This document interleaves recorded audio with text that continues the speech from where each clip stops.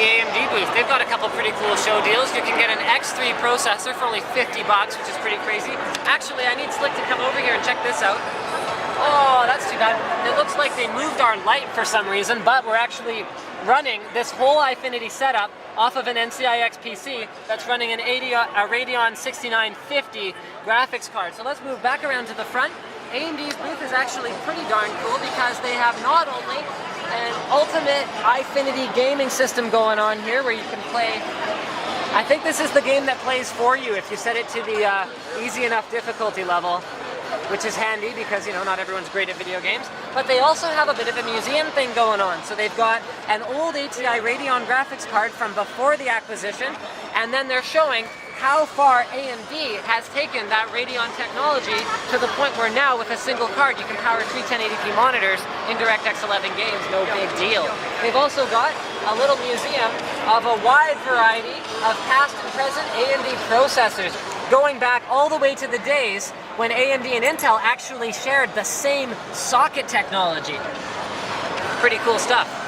Welcome to the Kingston booth. You know, Antec, one of our guys from Antec just showed up and was like, yeah, so my systems are all over the place, but I'm not even attending the tech fair, but you can actually find a ton of Antec exposure pretty much everywhere. They got the Antec Cooler 920, Antec High Current Pro 850 power supply, as well as a P280 case going on the Kingston booth here. However, we're going to stay a little bit more focused on Kingston. So Kingston, as you guys may or may not know, is world #1 in terms of memory products. They are enormous. They make more memory than anybody else. Everything from SODIMMs to value RAM to performance Hyperx gaming memory, they pretty much do it. Now, they've also more recently gotten into SSDs. They have, once again, a wide variety of SSDs from their SandForce SSD Now V Plus series, which is more value-oriented, all the way up to their premium SandForce HyperX. So these are using higher speed NAND flash, even though it's with the same controller,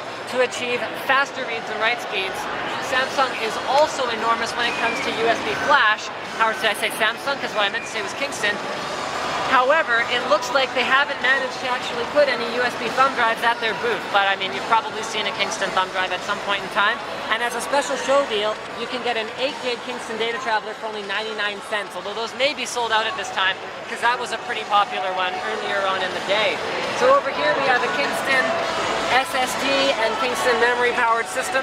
This is the new HyperX 3K, which is a more value-oriented edition of the HyperX. It performs the same, but the endurance of the flash is a little bit lower, but it still comes with a 3-year warranty, and it's still, according to continuous operation sort of mean methods of calculating it, should last for years and years and years. So it's a pretty safe bet. And there we've got some HyperX DDR3 going on in there as well. Welcome to the Corsair booth. We've got a wide variety of stuff here. Strangely, they don't have any RAM or USB flash, even though they're very well known for those products. Not much in the way of SSD. Corsair's booth is focused around their newer additions to their lineup. So that is cases, peripherals, and cooling. So right here, we've got the K90 and the K60. These are mechanical gaming keyboards, optimized for MMO gaming as well as FPS gaming, respectively. Personally, my favorite is the K90 of those two because it has the blue backlight on it, as well as programmable macro keys here. They've also got their H100 Cooler, and I can't say enough good things about this.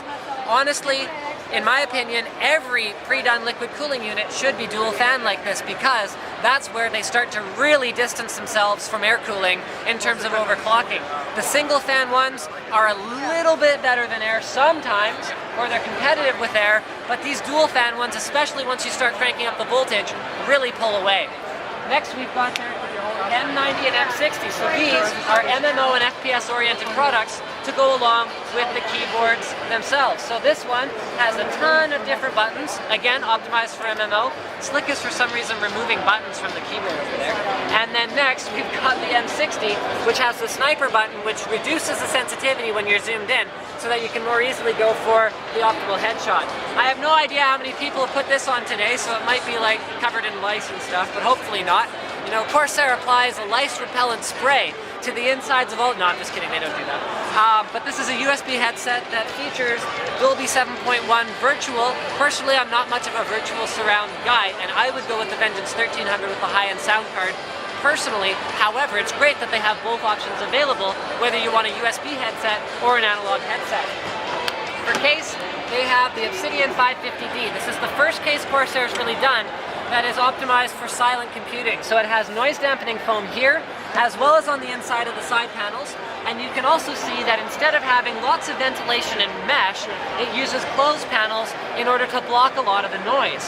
So there's still room for ventilation. You can see there's vent holes here. You can't really see this from, wait, are they on that side? No, they're not on that side, they're on this side. There you go. Vent holes here, Slick was confused. That allow you to still get the cooling you need. However, I wouldn't necessarily put, you know, a 6-core and dual GTX 690s in here. This is more for your mid-range performance gaming system that you want to keep nice and quiet. You don't have to keep it silent though.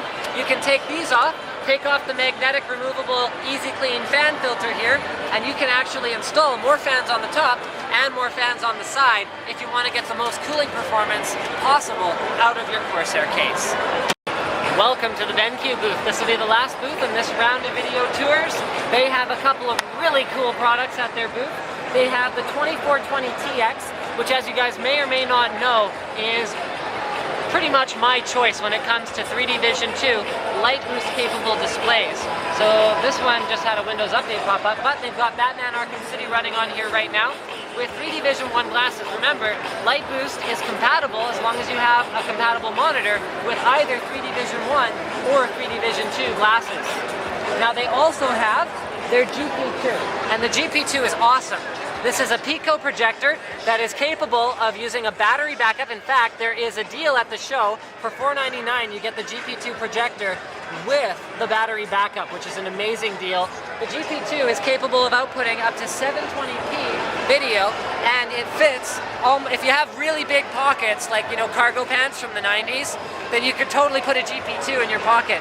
It is LED backlit, which means you pretty much never have to replace the lamp, which makes it very convenient. I did a video about the GP2 as well. It has a huge array of input options, including an iPhone dock that you can use to play videos that are stored on your iPhone or even over the network, as well as HDMI input. And don't forget to subscribe to Linus Tech Tips for more videos about the tech fair, as well as unboxings, reviews, and other computer videos.